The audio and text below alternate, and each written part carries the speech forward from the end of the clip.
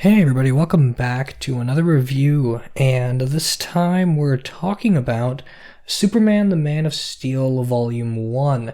Now, this is a collection of John Byrne's Man of Steel miniseries from 1986, and so I have it in the Man of Steel trades, which have gone up to, I think, about 9 or 10 at this point. I'm not sure off the top of my head.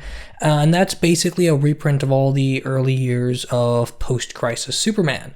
And that's essentially the point of not only this miniseries, but everything at DC around this time.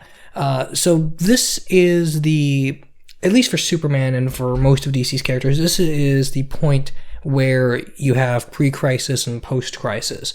The whole point of this miniseries was to reinvent Superman, change Lex Luthor, develop some of the origin stuff, change his power set, give some new origins to different characters. It's basically the starting point of Superman as we know him, for the most part. Now, there's a couple of things here and there that he pulls from other depictions. Lots of stuff from the Christopher Reeve movie, the George Reeves TV series, Fleischer cartoon, stuff like that. It's sort of more of an amalgam piece more than anything. But when people think of Superman, this is usually what they're talking about. This is where we get most of the more, maybe not more iconic, but more of like the more mainstream depiction of the character.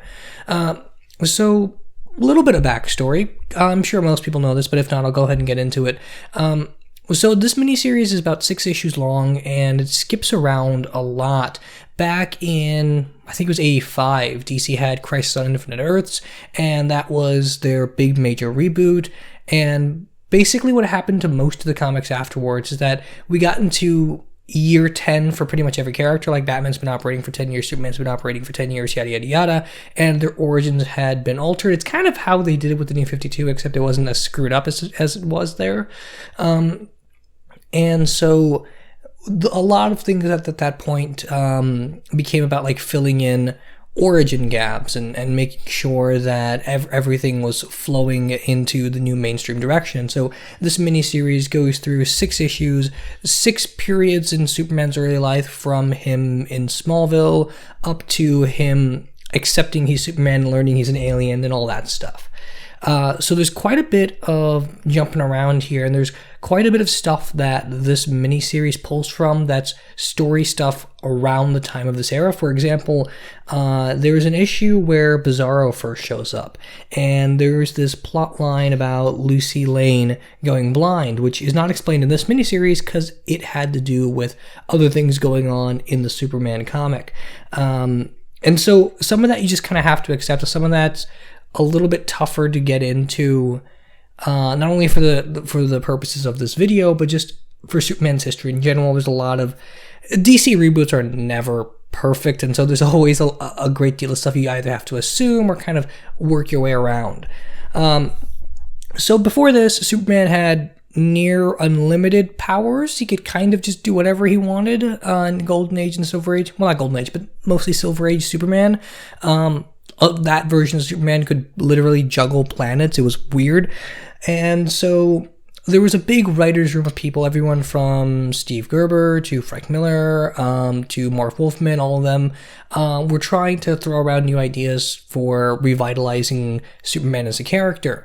And John Byrne was over at Marvel, and he left them in 85. And so Marv Wolfman pulled him in and said, hey, why don't you help reinvent Superman? And so he did, and DC liked most of what he was saying, and that's how he got the Man of Steel miniseries. And he went on to draw and write issues here and there. He had a pretty substantial run on the character, even if he wasn't always writing it.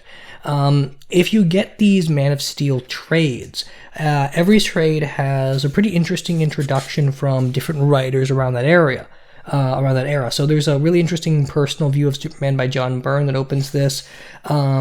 There's the sci-fi writer Ray Bradbury has an introduction as to why Superman's important, and he goes into Superman as more of a classic science fiction concept, which became more of the focus around this point.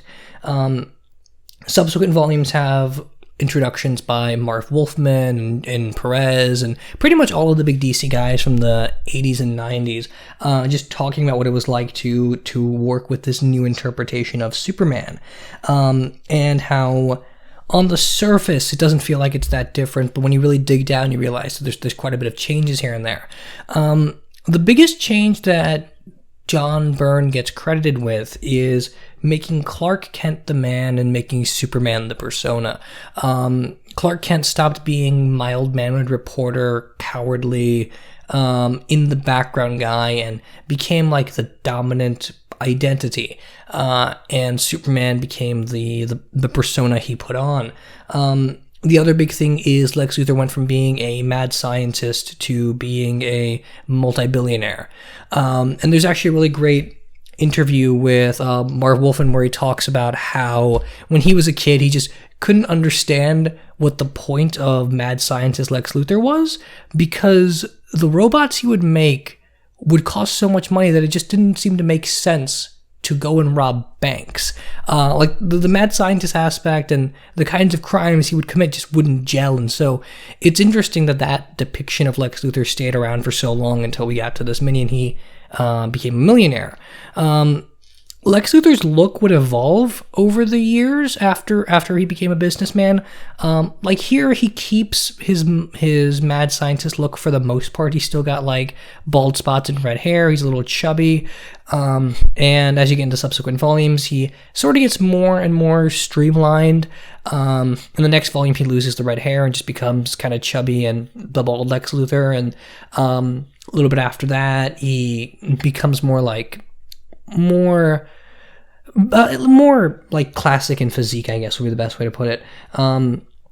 Everything here is sort of on an evolving level. The only thing in this run that's consistent all the way through is the way John Byrne writes Superman and the way later writers would pick up on John Byrne writing Superman. They say Lois Lane is a major change. She isn't really. She's definitely a departure from what we had in the Silver Age, where she was more ditzy. She was more sort of just like safe and housewifey in places. And it's actually more of like a return to the golden age Lois Lane, where she's really, really full of life and really aggressive and not necessarily combative, but very, very much into her career, taking crazy risks and such. And it's more of a classic depiction than it is a reinvention. Her look changes a little bit, but obviously not too much. There's definitely a little bit of 80s going on here, particularly in the way people dress. And so that even intrudes on the dialogue here and there, where people are talking like it's the 80s, and you kind of just have to work through that if you aren't someone that immerses themselves in older comics. Which, by the way, this is a little bit older. I mean, 80s comics is where we kind of got away from this, but this is John Byrne, after all. He's a lot like Kurt Busiek, where he always writes in the classic comic book style, where people are talking about things that you are seeing.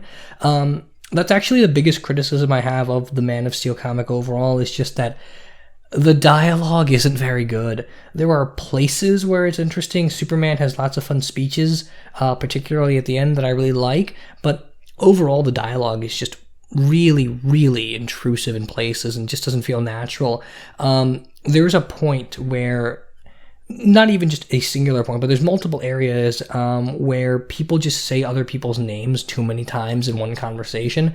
The one I like to point to is after Lex gets out of jail and he confronts Superman, he's like, "Superman, you threw me in jail, but you won't stop me next time, Superman. I don't like you very much, Superman. I think I'm going to take you down for the rest of my life, Superman. You're not a god, Superman, because I will defeat you, Superman." Like, he just kept saying the same thing over and over again and kept punctuating with Superman. Like, we get it. We know he's Superman. We're reading a Superman comic. He's in the costume. It's really, really bizarre that he would keep saying Superman.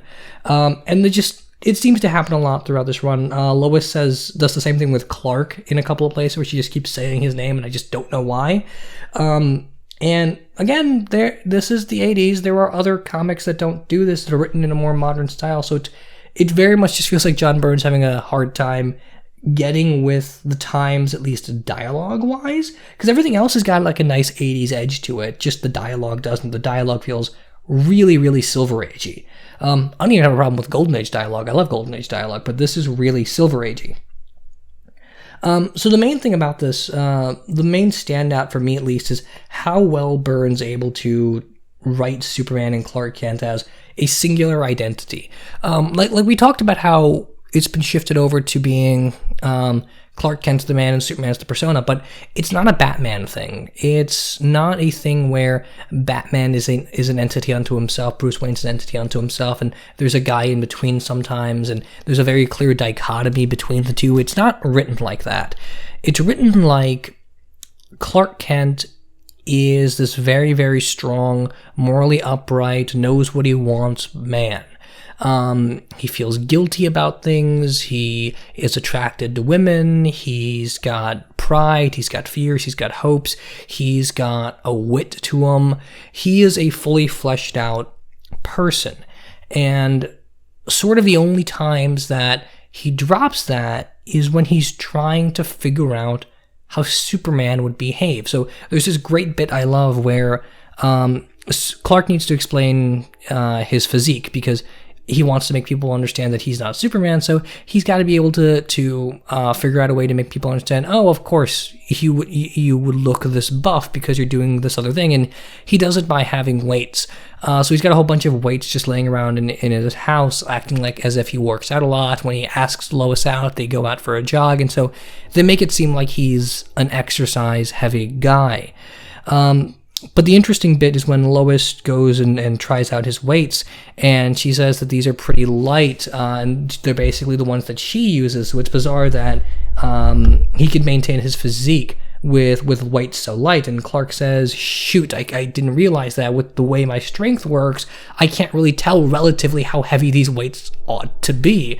And so Clark goes through a lot of trouble to kind of build an image of who Superman is, but he can only get so close to it. Like, his power distances himself from humanity to a certain degree where he can't do those sorts of more fundamental tasks and figuring out what a normal human being would be like when they're out for a jog and they're working up a sweat, or when they're lifting weights and something's too heavy for them. Like, it's not a thing he completely understands. And so Superman kind of becomes a vague personality. Superman becomes about these demonstrations of power, and you trust that power because you spend so much time getting into Clark's head and realizing that he is really just a guy. And so Superman just becomes a lot more vague in places. He becomes more like an ideal than I think he's ever really been, aside from the Golden Age comics, where there's very little Clark and it's all about Superman and his ideology. What's interesting about this is that Man of Steel, the movie, borrows really, really heavily from this, and it's astounding just how much it misses the point of what this comic was trying to do. Both of them have Clark Kent wandering around before he becomes Superman. Both of them have Superman as sort of like a vague concept and trying to establish Clark as the man. Both of them have this need for Clark to figure out his moral compass and try to figure out how to interact with people. And Man of Steel, the movie, doesn't really understand the consequences of the actions of Clark Kent, and Clark Kent in that becomes extremely stoic and extremely hard to pin down and kind of a fascist. And here you see both sides of it, and you really understand Superman through Clark Kent's eyes, because that's what he is. He's Clark Kent's creation. It's very much just like Clark is writing a story, he's directing a play kind of thing. It's a very interesting distance relationship between the two characters. They are still one, but in the way it's written, you can almost buy why Clark and Superman wouldn't be the same person. There's a different kind of way they speak, and you can see behind the curtain and figure out Clark like rehearsing who Superman ought to be, which is really, really interesting. Now, there's 6 issues here, so the opening of this book is all about Krypton and the explosion of the planet. It does the thing I like most, where everyone on Krypton understands that it's blowing up and that they're going to die, and Jor-El is just ahead of the curve, trying to figure out how to save his son and go forward, as opposed to being stuck on their imminent death. And they're written as very interesting, like classic sci-fi aliens. They've got really interesting clothing, a very interesting new design. They're not the classic Jor-El and Laura that we've always seen. And so after that, we cut to Clark in high school, playing football, finding out he's an alien.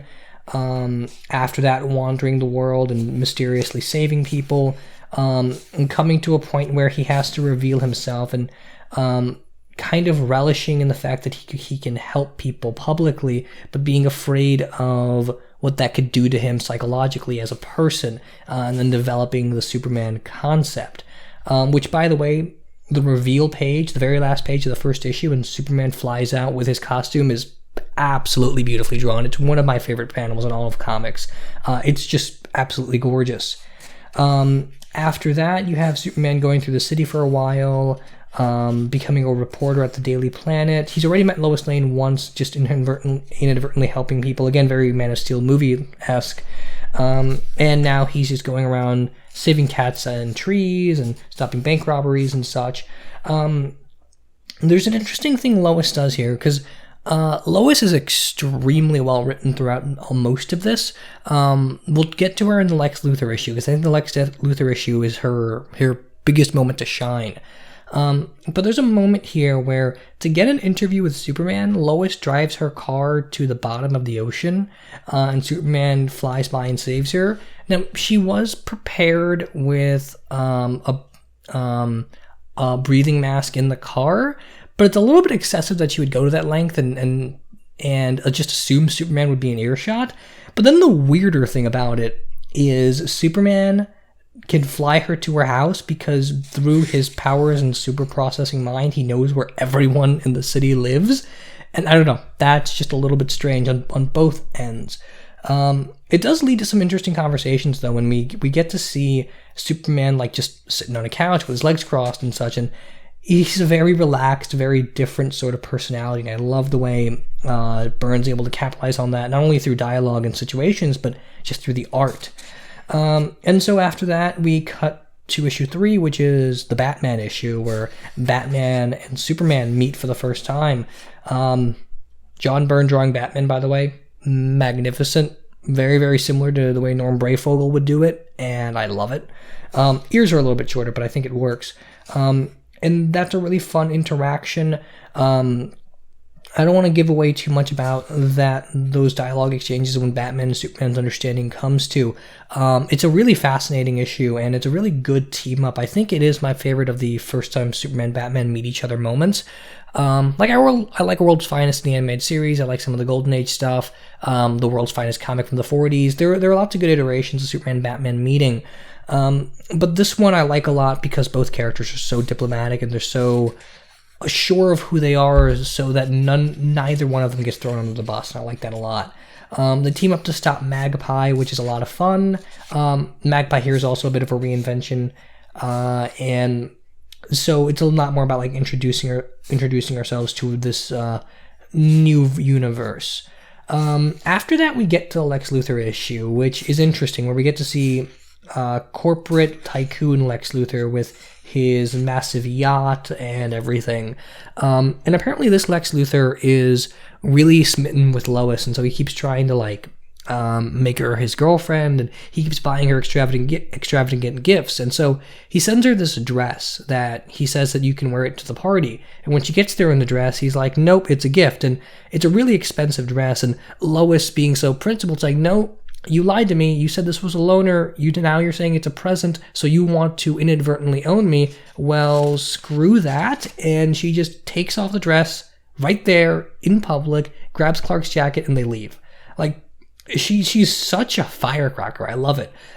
She's so... You really see why Clark is infatuated with this woman. She doesn't take anyone's crap. In places, it risks her life. In places, it comes off as reckless. But it's so refreshing to see someone that's got so much will to act despite having none of the power advantages of everyone around her.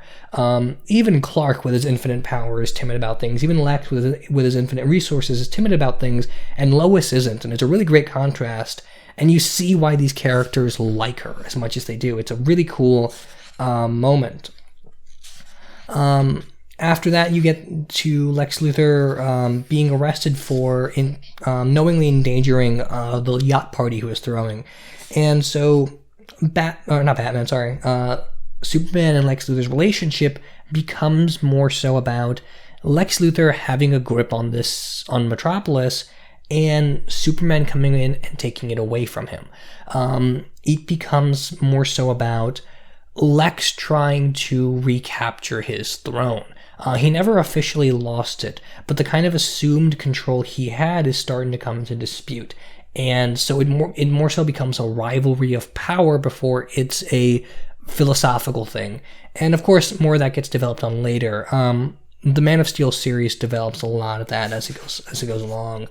And Lex, after this, goes through a series of like robots and attacks and tries to kill Superman, and he can never quite do it. He makes Bizarro in this, which is a riff on a Golden Age story where Bizarro shows up and battles Superman and helps save Lucy Lane in the process, which is fun. Not great, but fun. And mostly for the art. I mean, John Byrne is just fantastic all the way through this.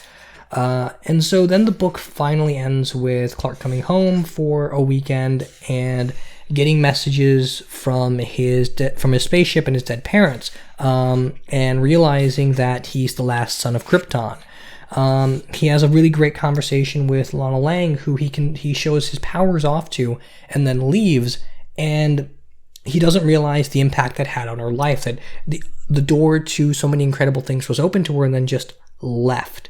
And so that kind of derails who she is, and Clark doesn't see the impact of his actions, and so you see more of how Superman is a vague concept, and Clark as a person is trying to deal with that and not let it get away from him. Him finding out him finding out that he's an alien doesn't really get resolved here. It's more just introduced. But he has this epiphany moment near the end where he realizes that, yeah, I'm an alien. Yeah, I have this very long lineage from Krypton, and these birth parents I'll never know. But I was born here. I was raised by the Kents. I am Clark Kent, and Superman is filtered through that always. And so it very quickly becomes more about Clark trying to establish a better world than it is about any sort of self-exploration or Kryptonian history. You know, he's the last son of Krypton, but he doesn't really care about that. And it's a really great final moment. It's also another fantastic final page spread of Superman in costume in the Arctic, just finally becoming reassured of himself. Now, this is, again, just an absolutely incredible story. It's one of the best Superman stories ever written.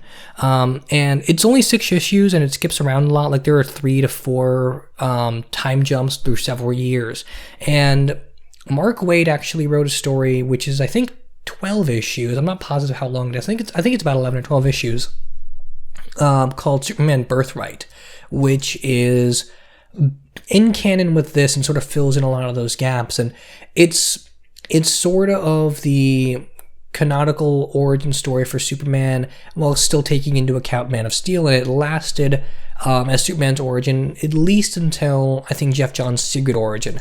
Now, Birthright is also incredible. Birthright is just as good as Man of Steel. Birthright and Man of Steel read fantastically as companion pieces, and it's really sad to see that both of them were gone, because Superman's Secret Origin by Jeff Johns is just absolutely lackluster. It's a really, really dull origin. It tries to reinvent some of the stuff the same way Byrne did, and it just doesn't work. Man of Steel does a lot of good stuff here that that really warrants a new version of Superman, that really warrants it being a new origin. And that's something that gets lost going forward, because Superman's a character that everyone knows the origin to, more or less, right? Like, everyone knows about the last son of Krypton being sent to Earth, raised by the Kents, becomes a reporter, and Superman. It's not a complex origin. It's not a story that needs to be retold over and over again. It needed to be retold with Man of Steel because it was about crafting Clark Kent's identity independently of Superman. It needed to be retold in Birthright because it was about addressing that same need, about building this humanity with a character that all anyone can ever talk about are the power sets. So many people talk about Superman being too powerful, and that criticism never really goes away. And so books like Man of Steel and Birthright are trying their hardest to shift the focus away from that, and making them realize that it's a even if he's not biologically human, he is psychologically a human being dealing with these powers, and that's a lot more relatable than people give it credit for. Things like Secret Origin and the Man of Steel film focus too much on the power of it and the wish fulfillment of it that they don't really work. And so when you retread stuff like Superman being the last son of Krypton, it doesn't feel warranted, it doesn't feel interesting, because it's not about knowing that information or coming to it naturally. It's about creating a character that can psychologically process that in a unique and interesting way, and developing that over time, and creating a Clark Kent that reflects his era before creating a Superman that reflects that era, because Superman has to always be filtered through the identity of Clark Kent, at least after this. The Lois and Clark TV show took a lot from this, because that has the same thing where Clark Kent's the man, Superman's sort of the vague persona. There's a lot of Christopher Reeve in this, if not in Clark Kent, at least in the Lois Lane and Superman identity stuff. A lot of the way John Byrne draws Superman reminds me quite a bit of Christopher Reeve. A lot of Lois's dialogue feels like something Margot Kidder would have said in those films. And the 78 Superman movie is always going to be my Superman, and so it's very difficult not to think about that in relation to this, at least to a certain degree. But I think some of those references are intentional. John Byrne grew up on the 50s show with George Reeves, and so there's a lot of that there too. If you look at some of the speeches Superman would give in that show, this Superman's kind of got the same vernacular. He's talking in the same sort of I'm your loving grandfather kind of way. And obviously it's got more of a golden age vibe to it, with Superman as a social crusader and playing up the fact that Lex Luthor is a man of economic means and Superman, or Clark Kent, isn't. And so in that way it feels like Fleischer cartoons, it feels like golden age Superman. So it's a really great blending of everything. It's more or less the definitive comic book Superman origin, I think. And if you haven't already bought this, I'd highly, highly recommend checking it out. It's fantastic. You can buy it in the Man of Steel trade series. That run of collections basically goes through all the Superman stuff post-crisis and collects it in order for the most part. There are events and stuff in between that it doesn't go into, but that's okay. You don't really need anything. You don't really need those to understand the story. John Byrne doesn't write that whole series, though. Just keep that in mind. Even if you buy like all 10 volumes of Man of Steel, you're not going to get guaranteed 10 volumes worth of John Byrne material. It's the art sometimes, it's the story sometimes. A lot of times it's Marv Wolfman. Sometimes it's Jerry Ordway. Like there's lots of writers involved with this. This is the period where Superman had 4 ongoings, and it sort of became like a weekly book kind of situation. Although a lot of this stuff's really good setup in case you want to read the Death of Superman stuff and kind of have context for it. So that whole series of graphic novels may not be something for everybody, but at least this first one, at least this first 6-issue miniseries, I think everyone should check out, particularly if you're not a Superman fan. If you don't like Superman, I think this is a really good way to understand that character right in the middle of it. Like, everyone can recommend great Superman stories like All-Star Superman, which I think is the greatest Superman story ever told, and Superman Earth 1, the Christopher Reeve movie. Like, there's lots of great Superman stories everywhere, but the issue with recommending those is that those are stories in isolation. Those are stories that distill everything down into one finite piece. They're not about getting to know that character in the comics, knowing that character in the trenches of how he is written. This is Superman right in the middle of the DC universe. If you want to know what it's like to read a ongoing comic with a character like Superman, this is a fantastic place to start. So tell me what you think. Let me know what you guys think of this in the comments, whether you agree or disagree with anything I said, what you think of the Man of Steel comic, and if you've read more of John Byrne's stuff, what do you think of his run as it goes forward? Thanks everybody for listening, and I'll see you next time.